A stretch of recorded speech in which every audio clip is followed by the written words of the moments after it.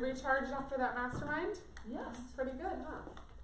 Pretty good stuff. Are there a lot of Some people in tidbits there? that were flying around. Yeah, there was Cool. probably 40. It was good.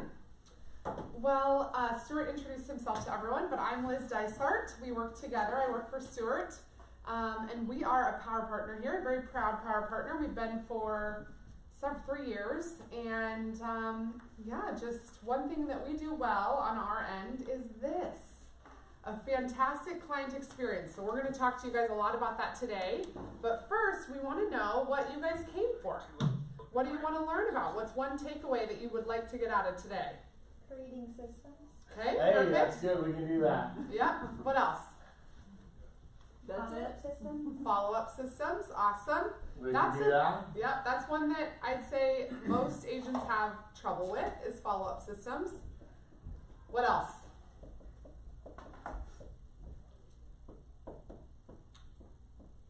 Does everyone know what systems they need? No, I see some shaking heads. So yeah, which systems, or that's a good one. What else? Anything? What do you think is so hard about creating a system? Just getting started. Consistent. What's that? Being consistent. Being consistent, getting started.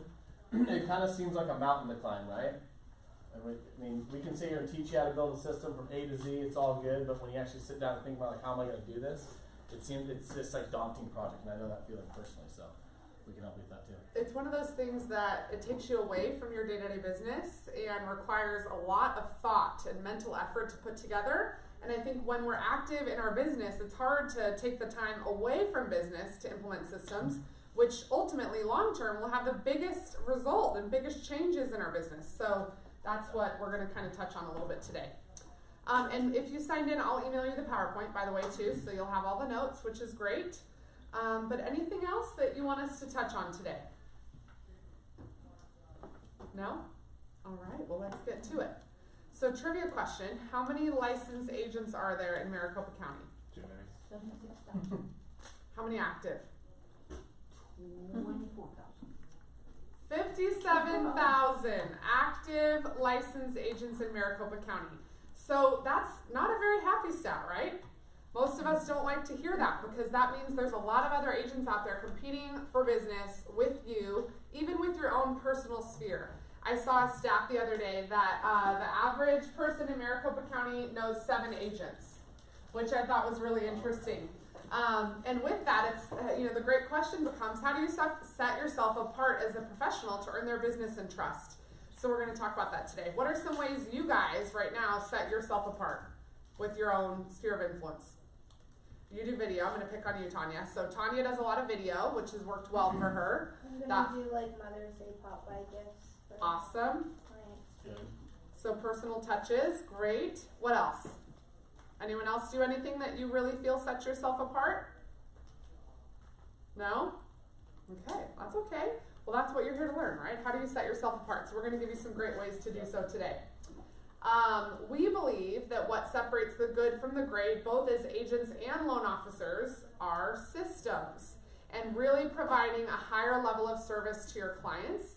That's one thing. So Stuart, we are a top 10 lending team in the state, and he helps coach a lot of other loan officers in town on how to implement systems in their business to help them grow and leverage to do more business, ultimately. Work smarter, not harder. And I teach agents, our agent partners, how to do the same thing in their business. So we believe that this is really at the foundation. It's something that Stuart is really passionate about, and he has spent years perfecting our client systems. But this is really what I think everyone should strive to. Having great systems to work smarter, not harder. Everyone would like to work less, right? And make more money. That's the goal. Like we talked about here, how do you do more transactions for the same amount, with the same amount of work that you're currently putting into your business? That's the goal. And with that, if you don't have appropriate systems in place, you can always feel like you're just kind of crazy busy You're and reactive disorganized. all day. You just react all day, right? Excuse me. Instead of being proactive and like knowing you do these specific things every day. We're all guilty in real estate and mortgage. I mean, I always joke when I'm in my office, I can think I know what my day's gonna look like, and the next thing I know, 5 grenades get rolled in and I'm jumping all over the place, handling all sorts of crazy stuff, right? But at least I've been supposed to know, like, gotta get these specific things done today. And I think we all fall into the trap of this like reactivity, and you just get stuck in that. So it's like you have to retrain your brain to be proactive every day and be like, I'm going to do these 2 or 3 things. And part of systems too, guys, is the daunting mountain that it can seem like is you got to start small. And we'll end with that. Like, what are a few things you can do in your business that you could just start on Monday? That's how I started my whole systems journey. I literally just committed one day. I said, you know what, starting next Monday, I'm going to start doing these things, and I'm not going to look back. And if I can't do it, I can't do it. At least I proved it to myself. I'm not cut out for this. And then I just started adding to it, if that makes sense. Absolutely. And then I look back and went, I don't know how the heck I ever did this without some version of a system. And I look back on my prior life, I'm like, oh my God, I was just like a crazy person, just keeping it all together somehow. I don't even know, right? And I think that's a great thing to think about. It's like you either control your business or it controls you. And I think in this industry, it can be very emotionally charged, right? You have angry buyers and sellers. You feel like you have this great lead that leaves you and buys with someone else. So systems help you manage the emotional chaos of this industry and maintain calm and composed and professional the whole time. So how many of you have systems in your business right now that you use? No, that's why you're here, right? Sort of, and probably from class. So yeah, Kevin was in a training program that I ran, so we talked a lot about systems. But I think a lot of agents, there's this big misconception that systems is a marketing plan or a business plan. And it's not. They're 2 very different things.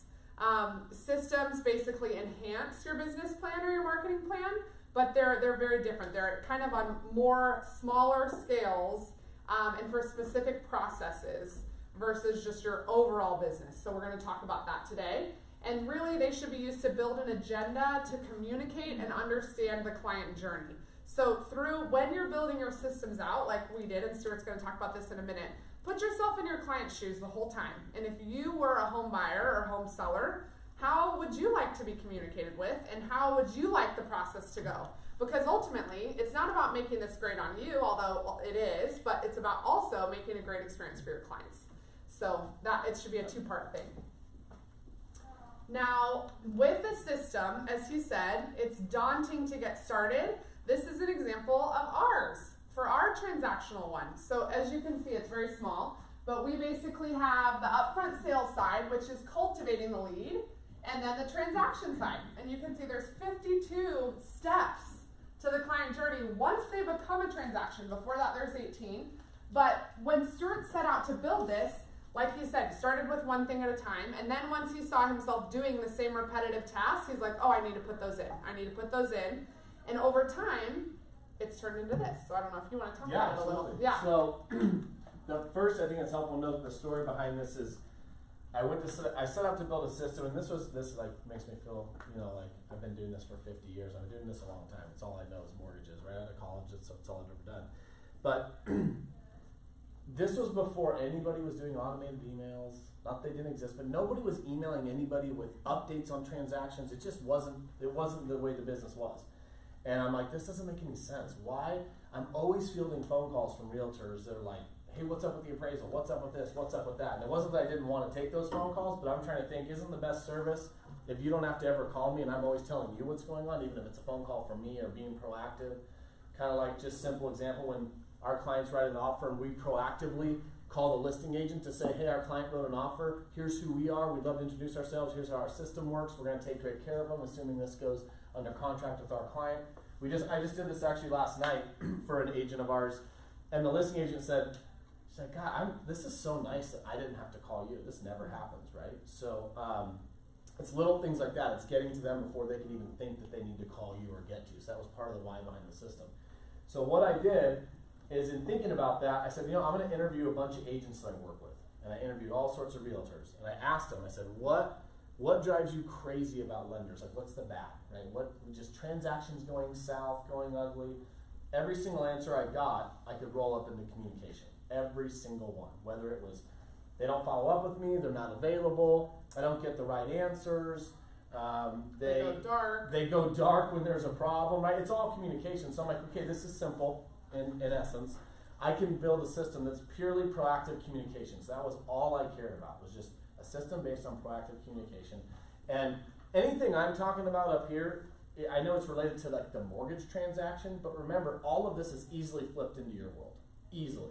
I mean, I could write out my entire system and you could come up here and go, okay, well this would just be this in my world, this would be this in my world, and you could just make it your system, right? So when I built it out, and this is literally what I did, and this is what I would challenge all you guys to do at some point soon, is this is what we call the client journey, right? And this is the factory, and this is A to Z, and then I separate it, kind of as Liz said, into two different parts. This part is the upfront sales side, and this part's the transaction side. So this is basically, you guys send us a lead, say, hey Liz, call this guy, you might want to get pre-qualified, all the way to this person's pre-qualified, and we're waiting for him to buy a house, right? That's the whole upfront sales process. So that has its own journey right there. And then through this, we said, okay, well once we call them, what happens? Then if they answer, what happens? And then if they don't answer, what happens, right? And then if we do this, and I went all the way through all the variables, and this is how I wrote it out. And then I said, okay, here's the contract line. So now you call me and say, hey, that guy you pre-qualified is under contract, same thing. Now what's it look like for the actual transaction? And so what's cool about this is I've had people tell me, well, this is just if you have a team or you got a bunch of people, you got all these steps, it's kind of crazy. And I say that's not true at all. I wrote this out when I was basically a one-man show. And what was cool is as we grew and scaled, let's say we hired Liz to do something, I would just say, okay, well, now I'm going to delegate this, and this to Liz, but I'm still going to do all that. Does that make sense?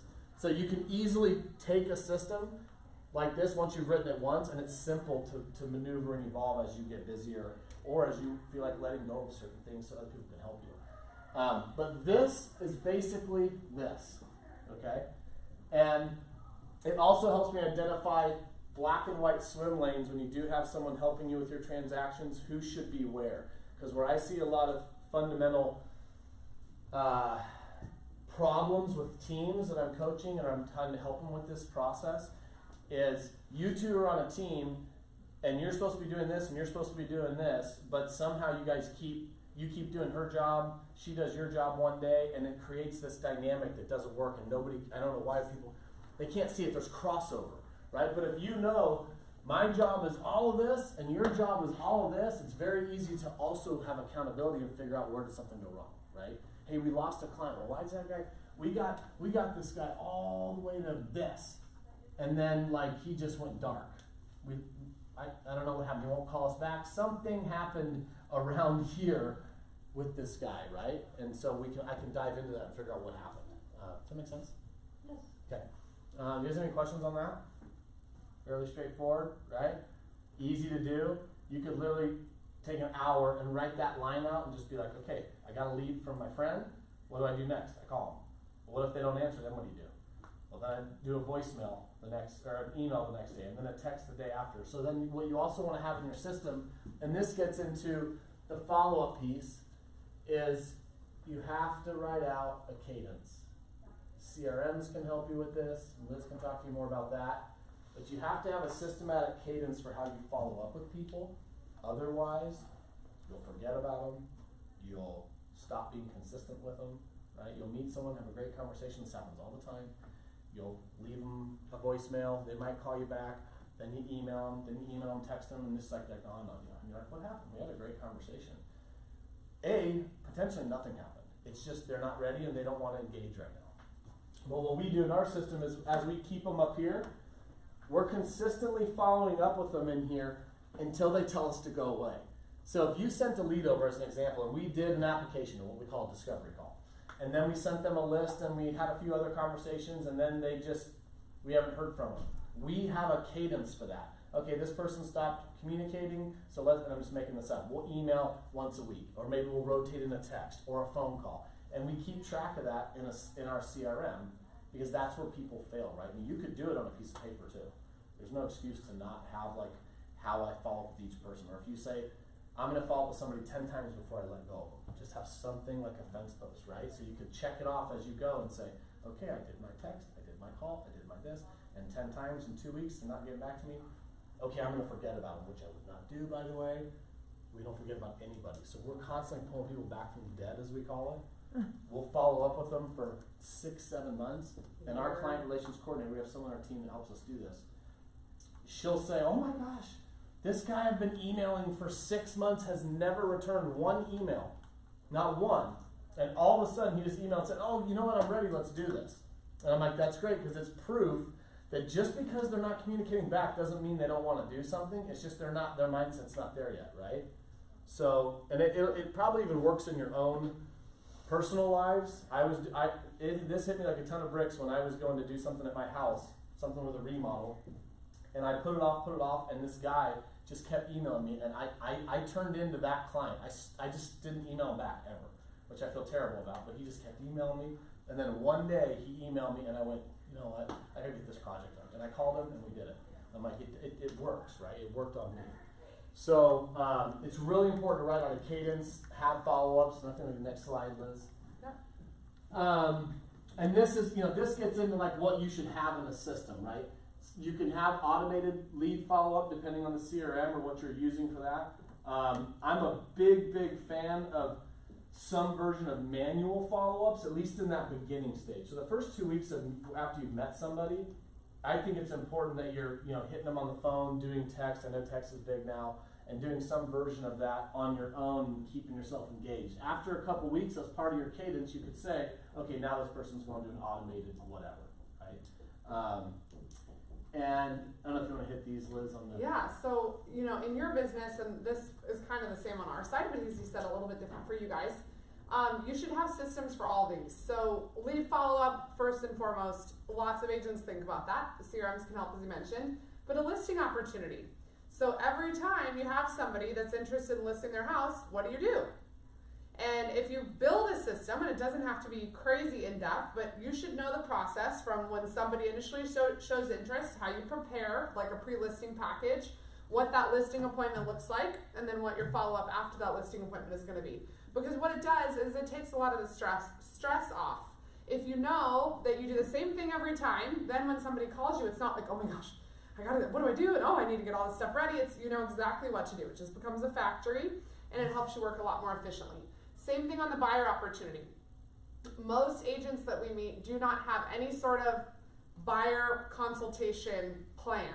They just kind of wing it. They go, talk to the buyer, see whether they want to look, and go, But you can win so many more buyers over by having a really professional plan where you prepare by sending them some questions ahead of time to get prepared for the appointment about where they're looking for, what type of home they need, what area they're looking in. That way, in that meeting, you can really get down to the important stuff and hopefully leave with a signed buyer broker. That's the goal. And same thing, after the meeting, what's your follow-up plan with that buyer once they've committed to working with you? And what about if they haven't committed to working with you yet? What's the follow-up plan after that? The transaction flow, and this is the lender side and the agent side, is really the same. Once you are under contract, what touch points throughout the transaction do you have?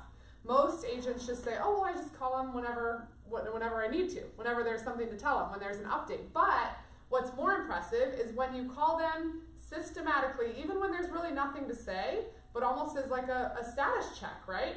We do that every single week like clockwork with every single one of our clients. They know that on Mondays they're going to get an LSU from us, the agent's going to get updated on where we're at, and they don't have to ask, because we feel like oftentimes buyer clients, same clients we deal with, or your clients, they're maybe afraid to raise their hand or ask a question. But when you call and check in with them and just say, hey, everything's moving along nicely, talk to the lender, everything's going great, that's an opportunity for them to raise their hand if they need to. And that way you can make sure that you are meeting all of their needs and addressing their expectations.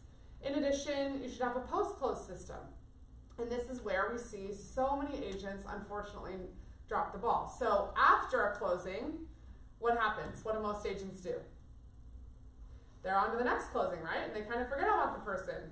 Maybe they put them into a CRM, but there isn't really any more personal touches. And ultimately, if you want referrals from your past clients, you have to nurture them even after they've closed. So you need to have a system for staying in touch and top of mind with all of your closed clients after they close as well. Referral program. So this is where you're telling people that you have time for their referrals, that you want their referrals, and setting the expectations of what will happen when they refer you. Because I think people want to refer us, but oftentimes we don't ask, and we don't tell them what they can expect. But if they know that we're going to be professional, know that we still have to earn the trust and confidence of who they refer, versus just saying, hey Bob, Stuart called me and told me you're ready to list your house. You want me to come over? You know, like that's everyone's worst fear, right? Is that they're going to refer somebody and then they're going to make them look bad. So if you can articulate how you're going to handle referrals when you get them, it'll make people feel a lot more confident to refer you. And then also a database system. So how do you manage your database? How many touches do they get a year? Are they all email? Or is there personal phone calls in there? Is there pop buys? You need to have a system written out for that as well. Otherwise, what happens? Life gets busy, right? And then all of a sudden, man, I haven't sent anything out in 4 months. Man. Now, and then what happens? Then we're like, well, I'm gonna look dumb if I send something out now, and I haven't, so you just keep waiting, and we keep making excuses for ourselves. So if you have it written out, it allows you to stay on top of it and ultimately cultivate the most amount of business possible. And a system also, guys, to me, a system is one key thing, it's control, right? I have control of the way I'm processing and cultivating this client, and I have control of them. I know that sounds bad, but you know what I mean. If you were to go talk to 2 people for any service you were looking for, and one person just was kind of aloof about it, didn't really talk you through like what this is going to look like, what the expectations are, what it looks like to move from this step to this step to this step, versus if you talk to someone that says, hey, I just want to let you know this is how my system works. I'm so glad that Bob referred you over to me. Just in a quick couple minutes, I just want to explain it so you have the right expectations, so that way you feel good about this transaction, because my number one goal is to make sure that you're comfortable in any way I can. You have a lot going on, there's a lot to think about, so I want to make you feel comfortable. The only way I can guarantee to make you feel comfortable is to educate you and make you understand, right? Because the place of uncomfort comes from not understanding, right? That's always the case. And just by talking like that, even if I'm on the phone, I can just kind of feel the wall coming down with the client, like okay, let's do this. And then I just can very quickly go into, here's what it's going to look like through our journey. I'm going to do a quick discovery call on you. Can do it as little as 10 minutes. We're going to go through maybe some of your loan options, do an assessment, and I'm just going to just very briefly hit a couple of these little trigger points so they know what's about to happen, okay? Every time I hang up the phone, I'm explaining to them what's going to happen after that. Hey, you're going to get emails from me, because here's the other thing with follow-ups. There's so much communication out in the world now, and there's so many people, especially in our world, that are getting hit by multiple agents, multiple lenders, right? They walk in an open house, they meet you, then they go to another one, they meet you, and then you refer Liz, then you refer me, and we're all like, all of a sudden this person has 5 people emailing them, texting them, and calling them, and it makes me a little crazy to even think about. Yeah. But that goes to like how you're gonna set yourself apart, right? And to me, it's exactly what we're talking about. It's being the one that says, my job is to make you feel comfortable. Because I can tell you guys, based on doing this a long time, very few people talk like that. You can set yourself apart very quickly in this business just by how you communicate and like your method of communication, like how you walk people through this. And tell them, hey, I have the heart of a teacher, right? I'm a master of my craft. I want to make sure I educate you completely through this process, and just bear with me. Let me show you how this looks. The client on the other end likes knowing that you're in control. Almost, again, back to fundamental failures I see on teams or people that are trying to, convert clients. I always see this. They don't walk the client through that process. They don't make them feel comfortable, and they don't have control. The client's controlling them on that phone call. The client's just steamrolling the conversation. It's nothing against the client, but there's nothing wrong with saying, hey, just excuse me 1 second. Let me just tell you, this is how I think we should do this, because I see it as you sent someone to me. That person's giving me an opportunity to show them, you sent them to the doctor, let me be the doctor, right? And I'm going to explain to you how I'm going to do this. And that feels uncomfortable for people. I know that through coaching. They don't want to stop somebody from talking who maybe is just going on and just say, hey, hold on, this is what I think we should do, and kind of rein them in. But people actually respect that if you do it in a sensitive way. Does that make sense? It's actually really important. I feel like it's a great point. But think about it. It's a lot of agents let the buyers kind of control the transaction, and that's why when you have a buyer consultation, you can say, this is how I do things. This is what you can expect from me. This is what I can expect from you. It immediately sets their mind at ease that they're in good hands with you.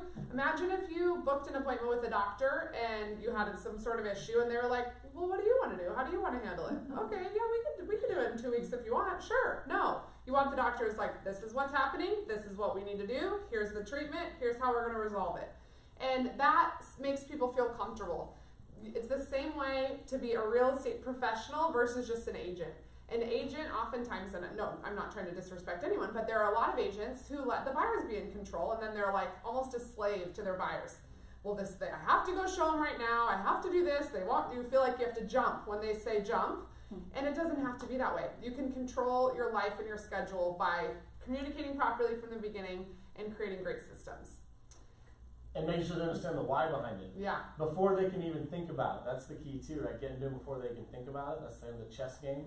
Is when I explain something like that to you, I'm going to hit you with, here's why I just told you I do it this way, before they can even think about the why or ask. And then they're thinking, okay, he's kind of addressing all this stuff. This makes sense. This makes me feel comfortable. Handle their objections before they give them to you. That's the goal, right? Because then they feel like they're in great hands. Another big benefit of systems is that every client can be put through the exact same thing. So regardless of how many transactions you have going on at once, whether it's 1 or 5, you know the process, you're not overwhelmed, it's just you're putting people through a system. And that way, if you have something going on in your personal life or whatever, and maybe you're not at your personal best, your professional best is still there because you've already established this foundation. And that way people can feel confident referring you to, knowing that their friends and family are going to get the same treatment. So yeah, here, yeah. And we've got, you know, as we go through this, I mean, we've got email templates that go out at certain times, so the communication looks the same. So if 2 best friends got referred to us on 2 different days, they're both going to have the same experience to an extent, right? They're both going to see the same communication throughout, and it's like Liz says, it's going to be like this factory. And for you guys, what I would say is, most people have a pretty good handle on this transaction side. This is where people are missing it, right? You're meeting people at open houses, you're getting leads, and you're trying to figure out, like, how do I cultivate this person? How do I stay on top of them? So on that note, I'm curious, any of you guys using the CRM to stay organized? No? Just you two? Sort of, not really? In the same boat. And is that because just it seems cumbersome? Like it's just too much You don't know where change. to And believe me, start. I've been through all of this stuff personally, so I know the mental process of trying to like get into it. Just like jumping into it, I know it would take like hours just really like building it, and I just haven't jumped into it yet. Yeah, it can be a daunting thing ahead of time. So I would say, you know, break it up into 30 minutes a day or an hour a day that you're really in there digging into your system. But the problem is that most of us overthink it, right? So I have agents all the time who are like, well, I don't want to use that drip because I don't really love that one email, or the verbiage isn't perfectly just like me. And I understand you want to make sure that how you're communicating sounds like you and is the tone that you want to put out there. But ultimately, in lead cultivation, it's about touches. The content of the communication is less important than the touch. And so that's where sometimes you just have to like give up, let go a little bit, and let the system work. And I think that's hard for people. But there are some great systems out there for as little as like $20 a month that have all these lead campaigns already built out. So you have a buyer from an open house lead, you have a buyer from an online lead, you have a potential seller lead, all these different buckets or categories of people. They already have hundreds of templates built out for you that you can just assign the lead to those drips. And what I always say is put them on it, get it started, and you can always go back and customize them later. Because really, it's about the touches. Everything in marketing shows that the magic happens between the 8 to 12 touches is what it takes for most cold leads to cultivate. So really, it's like you just want to get to the 8, right? So you need to get it started so that you can get 8 out there without being overwhelming. So I think with CRMs, adopting it can be a challenge, but once you start to see it in action and working for you, and especially what it does on the follow-up piece, where all of a sudden, you know, you look in there and check on this person, oh, my system has reached out to them 6 times already, and they've opened it every time. Like, it helps you start to feel confident that it's working for you. Yeah. Or if you need to go even more basic, right? You can easily do this without a CRM, which I know that's like blasphemy, the fact that I'm saying don't use a CRM. But I'm also about results. Like, if a CRM is just too much right now, and like I said, I've totally been through that, and it took me a while to get into a CRM a few years ago, and then of course I look back, very quickly, for the record, and was like, I have no idea how I organize these people. But if you're talking and meeting with, I mean, 20 I don't know how many, clients or 20 leads 20, or 30, whatever. I mean, I would be, okay, let's get something done today. You're going to get an Excel spreadsheet. Every time you meet somebody, you're going to make sure you get them in there. Even if you wrote them down on like the back of a business card or a napkin in your car, you've got to know. You have not finished step number 1 until that person's name and contact info goes into that spreadsheet. Does that make sense? This is where people fail. They're moving fast, they're on the fly, they write some stuff down, and then it's like that moment at 3 in the morning where you wake up and you're like, oh shoot, was I supposed to call that guy? What happened? Like everybody's been there. Right? I just talked to one of our LOs yesterday. It was like, dude, I woke up in the middle of the night and I was just thinking about this file. It's like, it's just, we're all crazy like that. And so, but like that's how you have to do it. That's the discipline. Like before that day is over, you have got to get that person in your spreadsheet. So to me, I'm like, and this is so simple. As I'm thinking through this, I'm like, okay, here's my spreadsheet, right? I got my names right here. I've got, and I'm going to go weekly touches probably, right? Or that we won't. You just do Monday, Tuesday, Wednesday, Thursday, or excuse me, week 1, week 2, week 3, however you want to do it, week 6. And then just be like, okay, this first one's always going to be a text. This one's going to be a phone call. This one's going to be an email. This one's a text. This one's a phone call. And you just roll through them, right? And then what you have to do is guess what? Even if you fill out this spreadsheet, you're never going to do it unless you put it in your calendar, right? Live and die by your calendar. I learned that. So then time block every day that you're updating and doing your follow-up for there, So you would just say every Wednesday, put it in your calendar for whatever time you want, 9 to 10, whatever your time block is. But you have to be disciplined. You got to get it done. You can't say, oh, I should just go to the grocery store instead because I have a good window. No, this is when you get this done. And you go through these names, and wherever they're at on this list, you're just marking them, and then week 2, every Wednesday. If you just did that, if you're doing nothing right now, and you just did something that simple, I promise you, you're going to see results if you're consistent with it and know not to just give up on it, 3-4 weeks in. Because that's also, not that I'm trying to talk about lots of failures, but I see them. So it's important that I share them. That's where people fail. They stop. They're not persistent enough. They give up. They get to week 7, 8, and they just give up. But if you just keep going and keep going and keep going, it works. I've seen enough people do it that I know that it absolutely works. Johnny, how you doing, man? Good, buddy. Good. Sorry, I'm late. You're good. Does that make sense, guys? Simple thing you can do. Like you could walk out of here today and probably build that spreadsheet, right? What would be your reason not to? Anyone in here not following up with your leads at all? Be honest. No? Everyone's doing it in some capacity? And then when do you give up? What's your system for following up with leads? Emails mainly. And How often? not nearly consistent as it should Just be. based on just discretion, there's no real system behind it, right? Right. Yeah, which is common. I mean, that's what I'm curious. But if you slowly built the system just based on that, because I get it. I start writing something like this out or show you that example up there, it's like, whoa, right? I know that feeling personally. So I know when we're coaching, it's like, you've got to, if you can't come out of something like this with 1 or 2 very simple things you can just do right now today in that notebook, it's going to be hard to get there. And then once you get used to doing something like this, then eventually you're going to go, this might be easier to do in a CRM. And then you can start doing automated follow-ups and all these things. But I think one of the problems I see when we have people try to change the way they do their business and start using a CRM is it's such a big change if you're doing nothing right now, right? That's not everybody's case, but in my experience, if you're going from 0 system whatsoever, you're just doing it like however, which is how most people do it, even big teams, I coach big teams, it shocks me. Like, how do you not have a system? I can't even believe you keep this together every day. That's amazing. Well, but then that's you where get it's them like, into how one. much, even if they're doing a lot of business with just winging it, how much more business could they be doing and working less? Or do the same business Yeah. and have a better balance in life, right? It's whatever you're looking for. Not everybody wants to go be the biggest and Yeah. best. We don't want to be. We want to have great balance, take care of the people that want to give us the opportunity to take care of them, and that's what means the most to me. So, anyway, point being, if you're going from 0, you can't go 0 to 60. It's just too much. It's like your brain wants to explode. So you got to start with something small, right? So a small thing that you can implement right away, who has canned email templates set up for their business? Awesome. So one thing that I see that agents can implement really quickly is email templates. So you build a template for every time you open escrow, and you have all the info already in there, and you just basically then need to write property address, buyer's info, contact, all that in there. So if you have that template set up, then it takes 2 seconds to open escrow versus 10 minutes to write out a really nice good email. Same thing with, updating buyers on things or inspection, appraisal. You can have email templates for all of that already written out.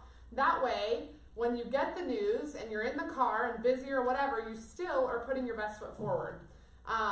That is something really easy to implement. And there's about 5 quick and easy templates you could do in your business that work well. Which ones do you use, Johnny? Do you use them? What? Line Dust. Yeah. But I change them. Yeah. Which is why I like Line Dust, because I can make them my own. Whereas and I'm not beating up shebangs. Shebangs are, you can't change the emails. Yeah. And they just didn't feel like they were from me. And if I sent them, people would be like, this is a canned email. Yeah. Johnny would never say something that intelligent. You know, Absolutely, so, yeah. That's true. So, yeah. All right. So we went through most of That's that. actually a great point too. I'm glad you said that, because this goes back to how we communicate. I just talked about this in another meeting with our company this morning, and it has to be genuine and authentic. I mean, I've always been a big proponent of, and people will argue with me, and that's okay. Each to their own right. Automation's great, but not if it looks like it's always coming from a robot and you're like every other company, right? It's like, I love things that are simple, that look like that you wrote them because you can write them. Like just to give you an example, our check-ins, once we've, done a loan app and maybe they're not sending us their stuff and they're kind of just floating out here, we've had a little bit of a connection, but maybe they're not serious. Our emails that go out, which are manual, are very simple. Hey, just checking in, no rush on our end, just want to make sure here's a professional resource for you, right? And why am I saying no rush on our end? Because again, I'm trying to play the chess game with the client. If they get an email from me saying checking in, and I know that's going to come every week, I don't want them thinking I'm a pushy sales guy, because I'm not. I want them to know that, hey, I'm not trying to push you to go get a loan or go buy a house when you're not ready. Just checking in. I'm making sure I'm on top of it on my end. I say that. Do you have too. any questions I can answer Yeah. at this time? We ask that all the time. Do you have any questions for us? Just wanted to check in with you. How's everything going? Because I think he's exactly right. It's the same context of communication. It's just a few different words make the client feel at ease. And I think it does really set the tone that you are just there to be a resource and educate when they're ready, versus a lot of the times, like if they're getting called by other agents, it's, are you still looking to buy a house? Are you still looking to buy a house in the next 6 to 12 months? That kind of thing. And the message is so different. Like the templates that Line Dust sets up, they have a template set up where, okay, we're entering escrow. You're gonna do this, then we're gonna do this. You can change all, but the authenticity really changes when it's not a client. When you're still trying to get business. Once you're in escrow, that message is so different, and authenticity is very easy. Whereas when you're still prospecting, I think that authenticity gotta be there. That's my opinion. And that's what, before yeah. you came in, that's what we were saying. This is our of our journey, Johnny. This is our upfront cultivation. It's called phase 1. Sorry, I was late. No, you're good. I'm just saying it's a good circle back. Phase 2 is the transaction. I said, if you could just focus on one right now, just worry about this. Everybody's having a tough time with this. It's really, really hard, but it can also be super easy, right? I'm trying to, our goal would be if you guys could come out here and we can talk about this, say what the 3 things you could do to do something like this, something to help you build something like this, so you've got something real you can look at every day and make sure it's keeping you accountable, right? And then this, then the kind of rigid coach in me has to say this, which is, it's like if I give you all the tools to build this thing, then tell you how to build it. If you can't carve out 2 hours, 3 hours on a day at some point to just stop the world and just go through it and just figure out a way to do it, what does that mean? You're never going to do it, right? It's like you're never going to have a system. You're always going to be this reactive thing every day, and it just won't grow, and you'll go crazy. You'll go crazy over it too. I've been there. I lived that life. It's not fun, right? But then once you start getting something that keeps you accountable, it's easy. Anyway. Can I add something that's working for me that goes right along with what you're saying, perfectly? The first email, first, second, third emails you send out, if they're not authentic, they're going to be just like everybody else's, and you're just going to end up in the same spam file as everybody else. So the conditioning of doing this consistently, if the first 2 or 3 are wrong, really none of the They other set the ones, tone. You nailed it. none of the other Yeah. ones matter. So those are the most important. I think where most people, and me included, end up with trouble is once if you can't create that relationship in the first 2 or 3, I think you end up in a bucket with everybody else. It's just my opinion. I mean, I that's where think, struggle. yeah, I think you're right, but I think there are also the people that, you know, we take it personally sometimes, they're not getting back to us, they must not like me, or what, you know, we have this story we tell ourselves in our head, when in reality, it's that they're busy, they have their kids getting married, they have other things going on in their life that it's not important to them at that moment, but at some time in the future, it is gonna be important to them, and that's where, as long as they're staying on your list and getting your emails, they may have had a great connection with you, and they may want to talk to you, just not right now. And that's where you see, you know, you've had it, people 12 months later after you meet them in an open house come back to you. And it's because you're communicating consistently and authentically over time. Yeah. Do you input at a certain point a reconnect message like, hey, do you still want to get my emails, or should I take you off my list? Great question. We don't. No. And I'm not saying I'm opposed to it. And let me be clear too, guys. Just because we've written a system and it's always being evolved, I'm never going to stand up here in front of anybody and say, hey, our system's perfect, right? It's never going to be perfect. Because we're trying to organize the chaos of our industry, right? It's very hard to do. We don't do that. And the why behind that is because I found after doing this systematically for a long time, very few people will just opt out anyway. It happens, but very few in the scope of how many people we're doing this for. I mean, and my theory behind that is, and this is sort of a good point too, I feel human nature people don't like confrontation, right? Just like some of us do, but not everybody does. And confrontation can be something as minor as sending an email on the client side back to me saying, hey, I no longer want your emails. Like, they would rather just keep erasing the emails than send them, right? Like, guys like you and I, probably not the case. We would probably email them and say, hey, I'm good, right? But there's so many people that don't do that. And that plays into the psychology of all of this, which is, it's very dangerous to think you had a great conversation with a client or a potential lead at an open house, and you go, I see it all the time, oh, that went great, I know they're going to use me, and I'm going to give them a call, and then you call them once and you stop following up with them.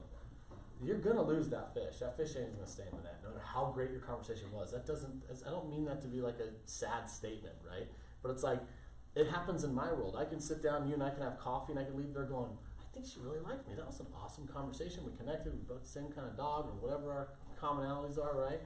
But if I don't follow up with you, we're probably never going to have that great a relationship, or I can't just expect you're going to throw me a lead because I just had one great coffee with you, right?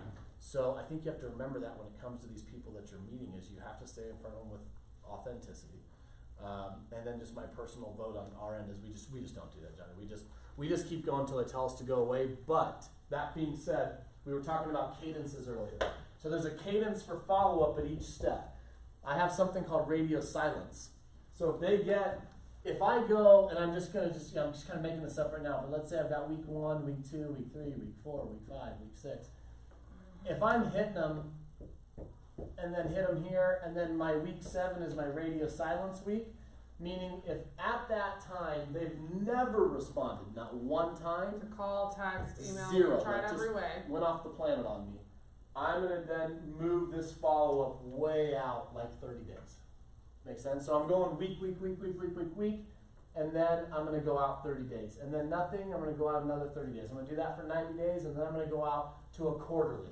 So the most, if you just go dark on me, you're always going to get a quarterly email from me. So you'll get 4 a year, which to me is not overkill. And I might get lucky, which we do, and all of a sudden somebody will email back a year later and go, I'm so glad you sent me that email. This is, and the only reason I do that, and again, this is just my opinion, is there's people that will argue with me and say, why would you do that? Hit them every week until they tell you to go away. But the way I'm wired, like if I'm on the other end of that, that doesn't feel good to me. It doesn't seem to me like you're paying attention, right? If I have never emailed you back after 7, and you just keep emailing me every single week, then eventually as the client, I'm probably going to say, dude, chill out, I'm good, right? But if I don't respond and then it gets moved out, at least I can see as the client that, okay, but then those messages change. So once I get here, I may say, I know we've been trying to touch base every week again just to see if you need us. No problem. I'm gonna keep following up to you, but I'll touch base in another 30 days or so. So you never asked, you wanna be off the list, cause No. you don't wanna take them off. Never, exactly. That's it. Yeah. But this also goes back into what's the bandwidth of the system. If I get to a point where a lot of this is at some point then becomes more automated, there's no skin off my back to keep touching them, right? Who knows what I'll catch with my more fishing lines in the water, right? Sorry, I get really guilty of fishing analogies when I do this stuff for some reason. Let's go. Yeah. Let's go. But that's what a system is. It's a big net. As you're capturing leads and you're throwing them in, you've got to figure out a way to keep them in that net, and you got to stay in front of them, right? It seems simple, but we know it's not always so easy. So you're anti-elimination. Yeah, I'm anti-elimination unless they do ask, and then of course we remove them. But again, it's crazy for the amount of people that we do these follow-ups with. It is a fraction of a percent that come back at some point and say, "Take me off your list." I mean, maybe once a month or so, one person says that, and we're following up with a lot of people. So it's just, that's why we don't. The other cool thing too is, for us, and like what's a value add for our partners, because we're so systematic and good at doing this, as we do this, well, guess what? We're helping you guys stay in front of them. Because let's say you send somebody over to me and I try to call them and they don't answer. Call them again and I have my cadence, right, for just this part. I email them, I text them. After so many, I'm going to come back to you and say, hey, just FYI, I've emailed, I've texted, I've called. You may want to get on the phone with them too. Like it becomes like this double teamed effort. So that's something that, if you don't have a system and it's difficult to create one, we'll find a partner that has one that can just help you. And they can at least help. It happens every week when we contact an agent and say, hey, that guy that you sent over, we still haven't been able to get a hold of him. And then they'll go, oh, shoot, I forgot all about John. I'm going to call him. Like, it happens to everybody, right? And then we also have a system that we call Radar. I know this is getting kind of weird, but our Radar system this happens all the time in my world. And I would suggest you guys having this too, which is if you text me on a Monday and say, hey Stuart, I met Bob at my open house. I gave him your number. He should call you this week. We get those all the time, right?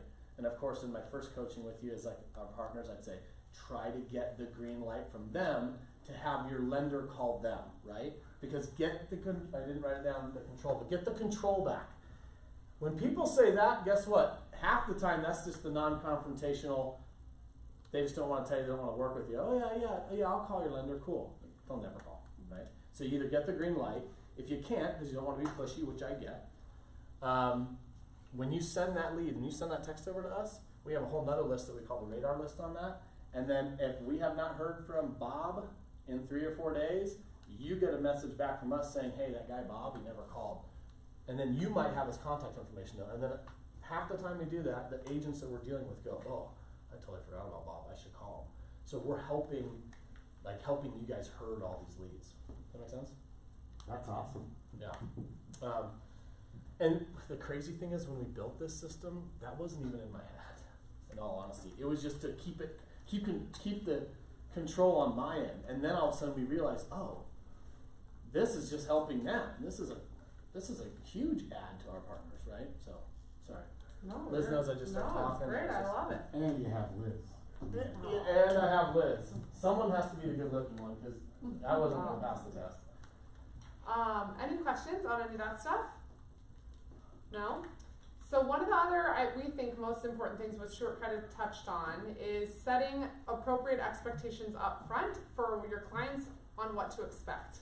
And that is basically explaining your system, like he told you already, like this is what we're going to do, this is how we're going to follow up with you.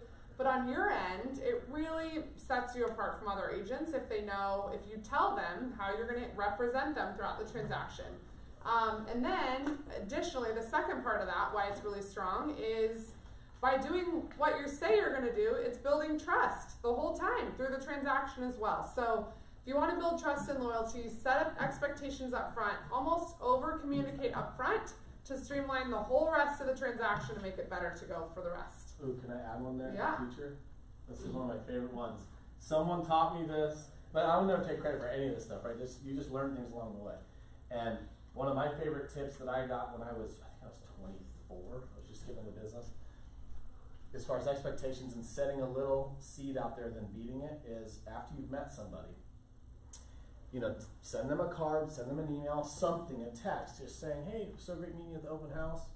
I'm gonna, I'll give you a call Wednesday afternoon just to check in. Something that like puts an expectation out there, right? And then what do you do? And then make sure you remember, Wednesday afternoon, call them. So what I used to do is I'd say, hey, I'm gonna drop by your office at 1 o'clock on Wednesday. And they probably weren't even paying attention. And I would literally drop by at 1 o'clock, drop something off, and I did that like clockwork. And eventually people were like, this guy does what he says he's gonna do. I'm kind of impressed. You can do that with your leads too in this same, send a text so it's in writing so don't forget about it. Hey, I'm gonna give you a call Wednesday just to check in and see what's going on for this coming weekend. And then when you start calling on Wednesday, they're gonna be like, you're automatically set yourself apart because you're doing something you said you're gonna do, where most agents are gonna do one call, done, and they're not gonna follow up. I promise you, I'm guessing 5% of the agents out there doing open houses are following up with their people. At best. True story. At best. Yeah. I found that when you go to do your follow-up, either it's like the next day, you can like email them, add them to your database, or send them a text message, but then at the same time you do that, if you do a handwritten note and mail it out that day, they get the first follow-up and then a day or two later get the next one. And so it's not all just like email, because I and my mom, who's also an agent, we both have like 3 emails, and if it's something we don't want to read in our work email that we check every day, we give it the other one. So just to like keep touching base different ways. Yeah. The That's handwritten great. cards, we do that too. As soon as we've done an application, we send a handwritten thank you card out that same day on everybody. Because we're trying to differentiate ourselves. So if they talk to Quicken or Bank of America or Joe Blow Mortgage Company, whatever, They're not I know they're getting a not sending a card. handwritten card. So at least it gives us a little bit of a leg up, hopefully. Right? So yeah, I love that. It goes a long way. Personal touches are so important, and doing things that people don't normally do, I think are even more appreciated. So, And an easy yeah, one love on that too. This is again one that's a trick from back in the day. Have a stack of thank you cards in your car at all times, right? Whether they're branded with your name or however you want to do that piece. And then when you leave your open houses, when you're done on that Saturday, whatever day you did it, again, it goes back to you haven't finished your steps until you've done this. Just sit in your car and literally write them out. 2 sentences in each one. Hey, John, great meeting at the open house. Now, I realize that means you have to get their address, so I know that can be a... But anyway, that goes a long way too. And then just throw them in the mail, you're done, and now you've already... I would think that's impressive. For someone that's in the industry, if I went and walked around open houses with my wife, knowing what I know about marketing and systems, and I just walked in being a looky-loo in my own neighborhood, and I got a thank you card 1 to 2 days later, I would be like, I like that person. I don't know why. Right? One of my favorite restaurants in town, that's one of my favorite things, is after you eat dinner there, the next day, like clockwork, I get a voicemail from them saying, thanks for coming in, hope you had a great experience. If you need anything, let us know. And I'm just like, that's great customer service. And it's a real phone call. It's not like a recorded message. I can tell it's real. Or it's a really good recorded No, it's message real, yeah. potentially. But like that goes a long way with me, right? So I try to put that stuff into our business. All right. Yeah. So other things to keep, we touched on this earlier, but put yourself in your client's shoes. What do they value? How do they communicate? What do they expect from their experience? And what are their barriers to success? And craft your communication and your follow-up around this. So what do they value? Clients value different things, but most people value respect, right? They want to be treated with respect. They may value professionalism. Whatever it is that they value, that should be the tone in which you communicate. How do they communicate? And this is where you should ask them. Do you guys ask every client how they want to be communicated with?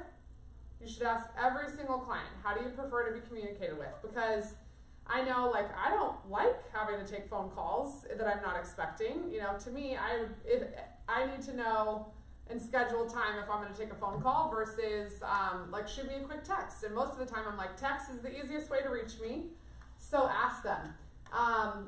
What do they expect from their experience? And this is different in different demographics of people, but like millennials, which are 34% of home buyers right now, want an experience. They want something that they can post on Instagram and cute little stories and make it a fun experience for them. So the more that you can do that, the better. Whereas people in older demographics, they just want to know that they're professionally represented, they got a good value for their property, and that they can trust you, right? So it's different. Everyone really now expects timely service. I think the internet and everything's gone digital, so people want immediate responses, proactive, immediate communication. So those things you need to keep in mind all the time. And again, it's not about how you like to communicate or what you want as an agent. It's really about what your clients want. And if you think and talk that way all the time, you'll connect with a lot more people. We talked about this already. Take control of the experience, remind them that you're a professional and that you'll take care of everything with their best interests in mind. And I think using the verbiage, like Stuart said, I just want to educate you. I'm here to make you feel comfortable. Using words like that really help them feel at ease. Telling them, say, I have your best interests in mind. It's my job to help guide you through this process. Using that type of language will really just take down their walls and their frustration, and it'll make the whole transaction go smoother. Checklists are really important in systems. We believe that you need to have checklists for things. This helps you, again, like Stuart said, even if this is this kind of checklist, whatever system it is should have a checklist, and we have some that we'll hand out to you, but like a buyer checklist, this is a pretty general one, but it goes through all the steps that you would do with a buyer, and you should have a similar one. Critical date checklist, this is by AAR, but all the different things in the contract related tasks that have to be done with regards to the transaction. So you can have every client, you can have this in their file digitally that you make sure you've completed all the steps. But checklists are very important. We have tons of these. If you need examples, just email me. But we even have ones for keeping track, like an accounting workbook for yourself. There's all sorts of things that you can utilize in your business where you don't have to recreate the wheel and spend a lot of time thinking about it. Just utilize one that is good and change it as needed to fit your business. You want to touch on this one? Yeah. I kind of already did, but this goes back to, you answer every question before they can think it, right? That's the best possible service you can imagine. So always be thinking about the conversation you're having, and I'm just big on this. When I'm telling somebody something, at the same time I'm thinking about what are they thinking as I'm telling them this. And then I try to hit anything I think that might come up if I was in their shoes.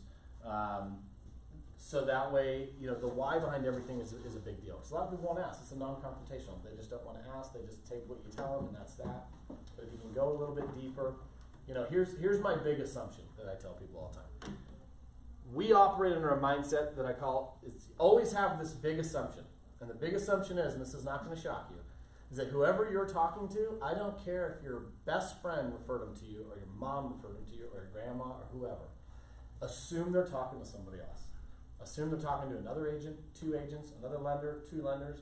So I keep that in my head all day long when I'm communicating with people to try to elevate how I'm speaking, what I'm saying, being more detailed, because I'm trying to be better than the next person they get on the phone with. To me, it's a game, and as much as I don't want them to talk to another lender, there are cases where I think, honestly, in my head, I kind of hope they already talked to a lender before they get to me, because I'm gonna crush them in service and information that they're gonna be like, this doctor knows how to perform surgery, right? And I don't say that to sound, ivory tower or anything like that. You guys know what I mean. It's just, you get it.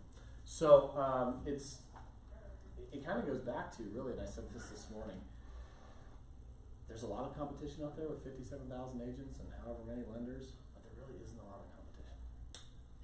If you really put customer service into the way you do everything, there's very few people that are doing that.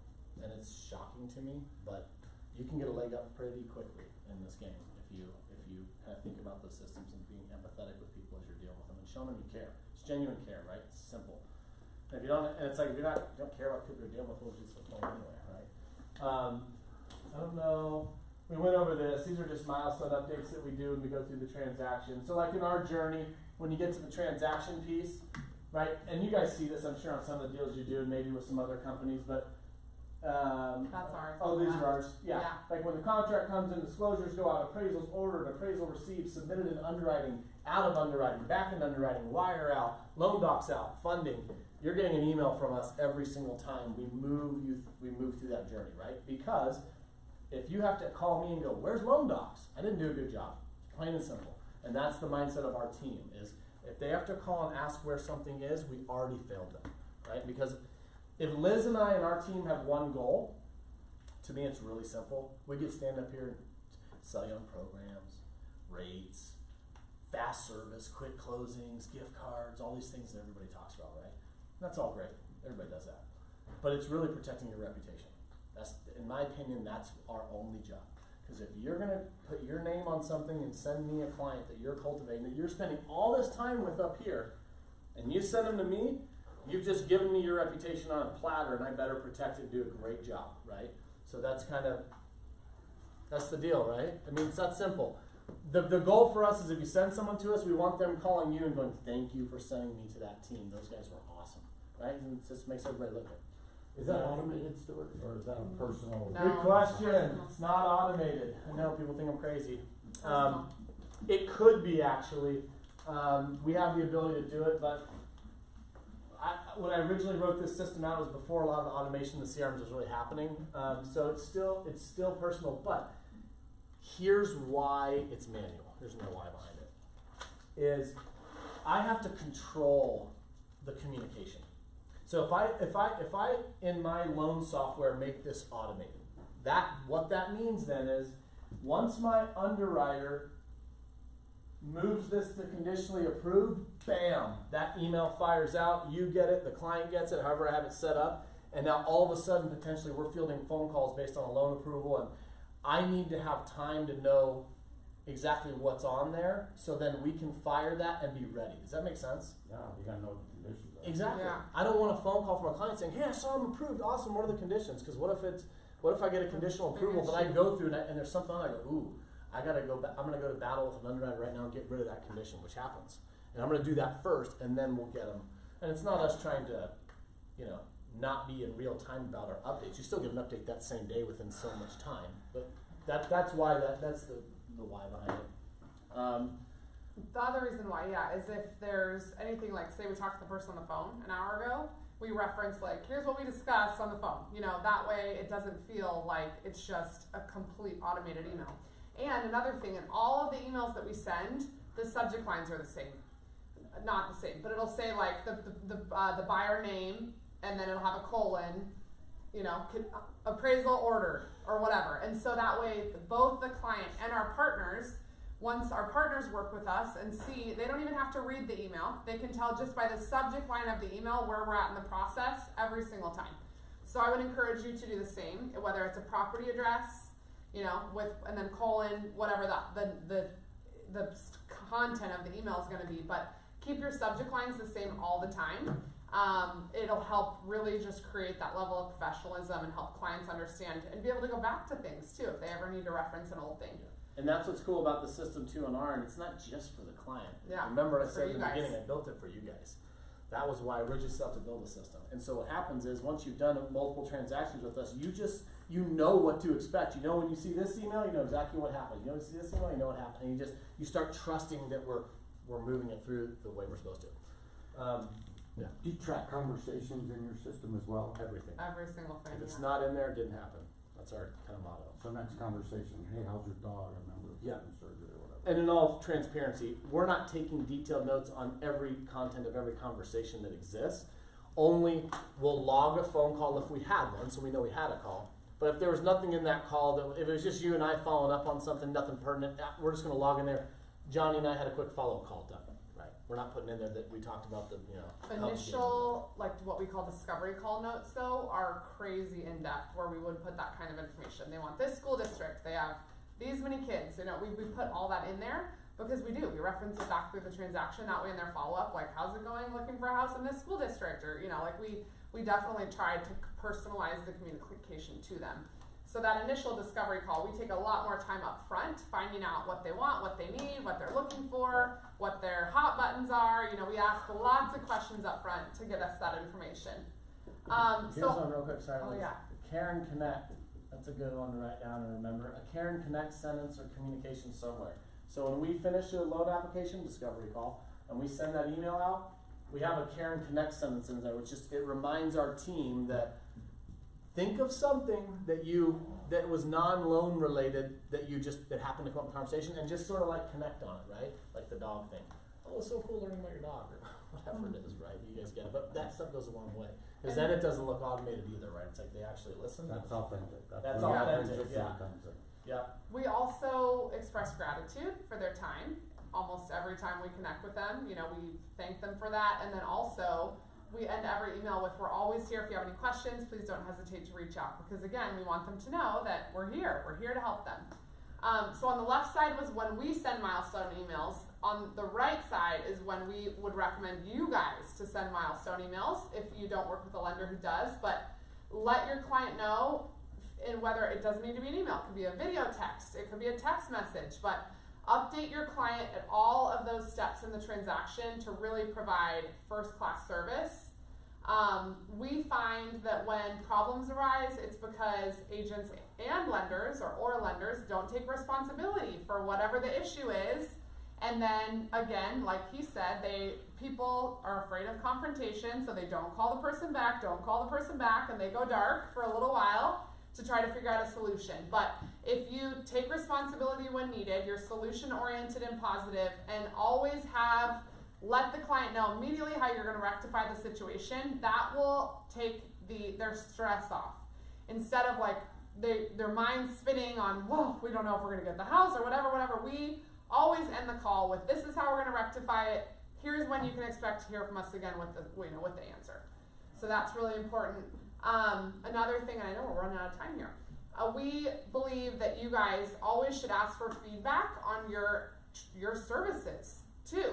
And a lot of agents don't do this because they're afraid of what they could hear.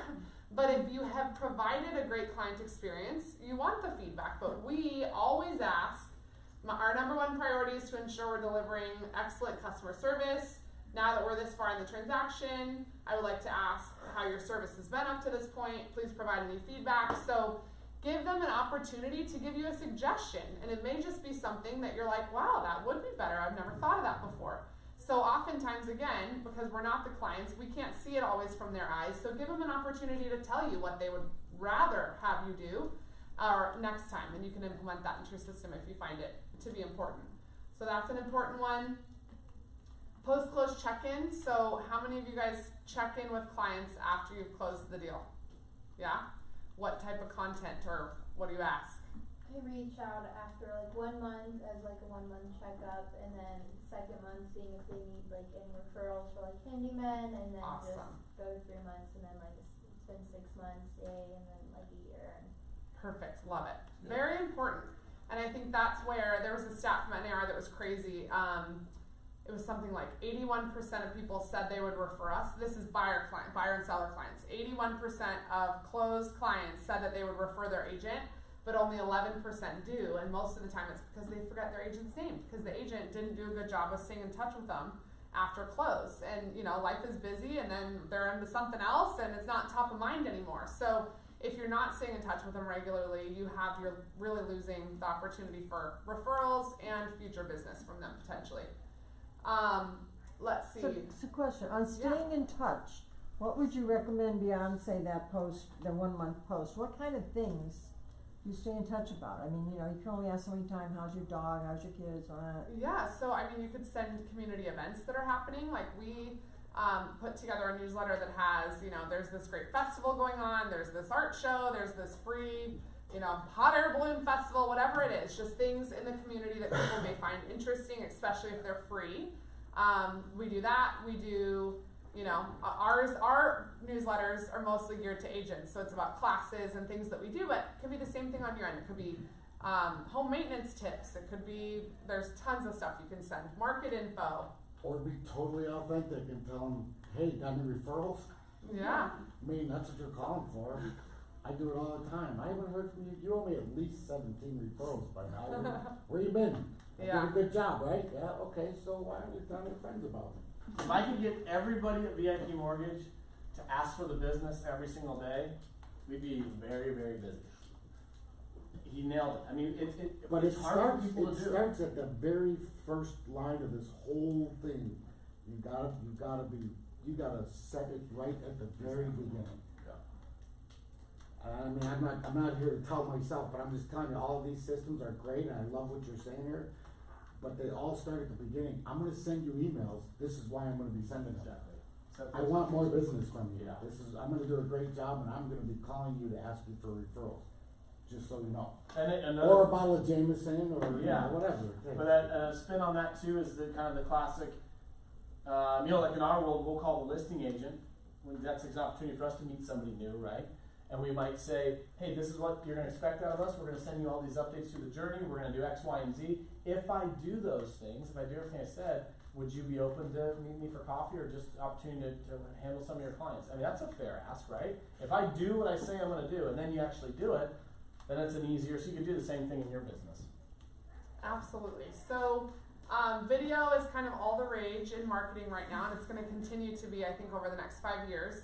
We would encourage you guys to implement video into your business somehow if you can, but these are, if you're going to do video, these are kind of like the video milestones that you can utilize. Is that Reach use video? Yes. They do? Mm-hmm. Thanks, sorry. But yeah, all sorts of different ones. You can introduce your vendor partners this way too. So we have a couple agents that do this that works really well. So in the video, they, like with a buyer lead, it's actually a video introducing, here's my lender partner, here's why we use them, and that is more of a warm introduction. A lot of these other ones are as well.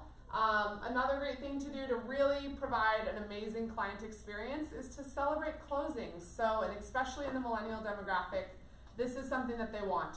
So find some way to make their closing special and memorable for them, because it is obviously the biggest purchase they're probably ever going to have in their life until they move up to another house. But, this is an agent here. She wraps the doors, which is super cute. So the first time they go to their house, they have their door wrapped in the little thing. Whether you celebrate them on social media, if they're into social media, that's a great one. But do something personal and memorable for them to celebrate their closing. We believe that creative client gifts are a lot better than just a Home Depot gift card or something like that. Although they take more work and effort, but we think that way, anytime they see that gift, they're reminded of us.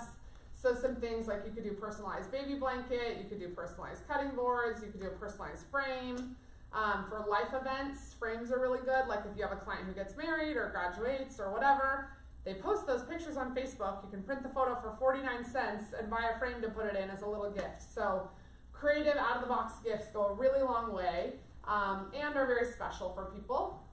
And a little plug for us is, one of the most important things that you can do to ensure a great client experience is pick great partners. So if you're not working with a lender who is making you shine, time to look for a new lender. If you're not working with Kevin had a terrible, actually, do you want to it's not about us, so I'm not asking him to plug us. Yeah, go ahead.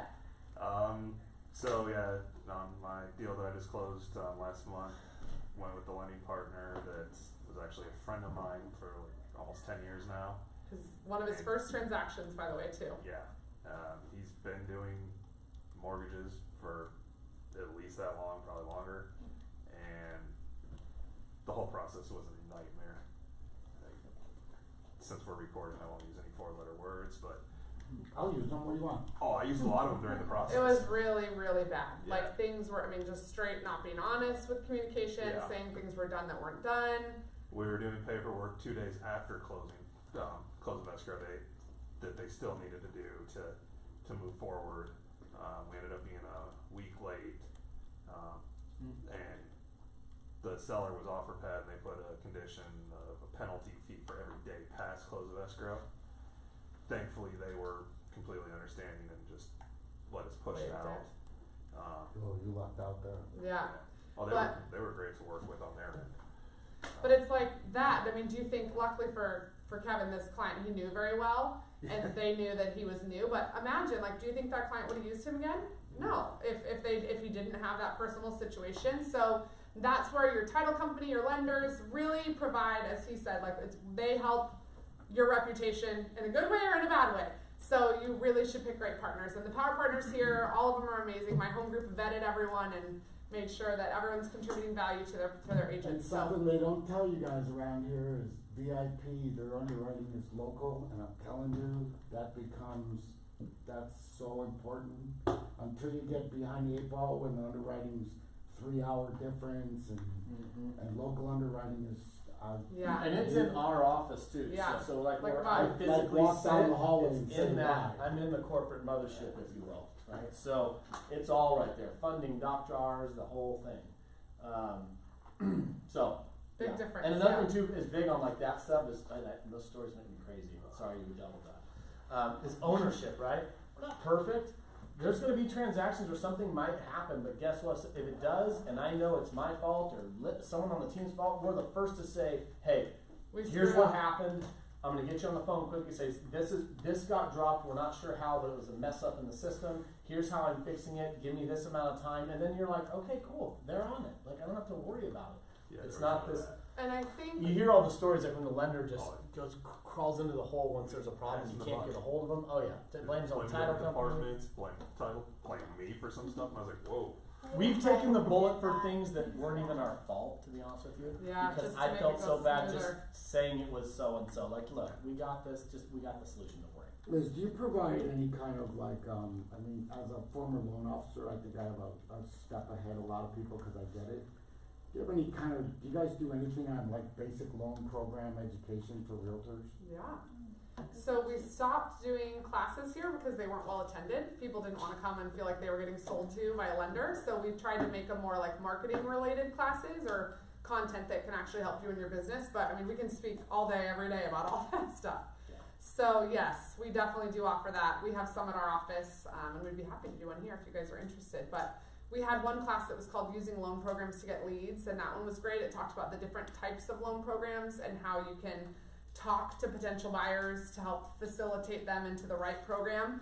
Even more so, it was about down payment assistance programs, so taking people who maybe can't afford to save up a down payment but can afford a healthy payment every month. There's a lot of renters in this situation that are paying $2,000 a month for a rental house, where they can get into a home and pay almost the same for their mortgage, and there's down payment assistance programs that would cover all that cost up front for them. So we talk about a lot of those options for people, so yeah, we'd be happy to do a class.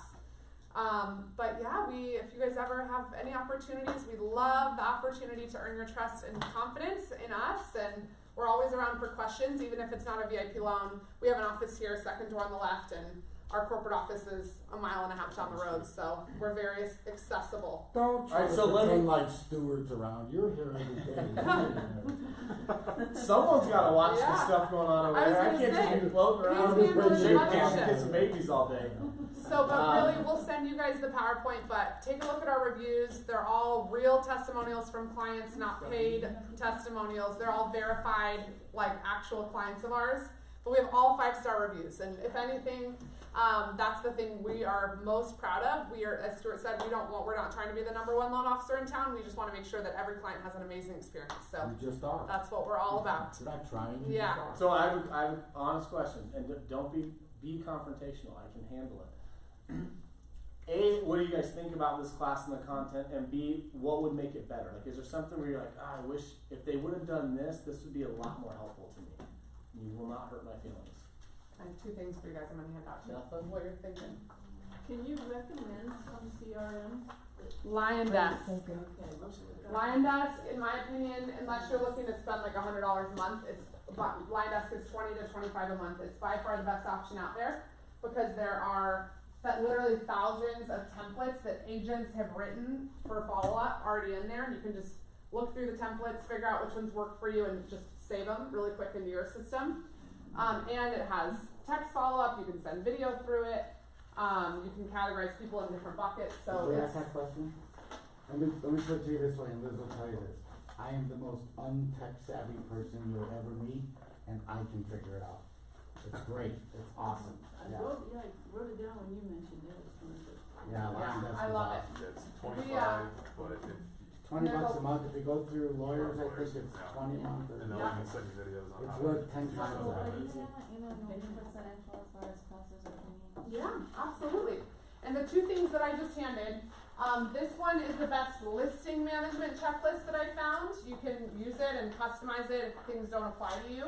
But I really love it. It breaks it into pre-listing, the listing appointment, post-listing, when you're under contract, and post-closing. So like we talked about, all the different parts of the listing that a lot of people maybe don't forget about. And then this is a customer service quiz that I like to give agents who it may show you areas of your business that you need to improve upon. So it's asking yourself honestly if you do things some of the time, never, all the time, and then it'll help you kind of see where in your business you can improve your customer service too.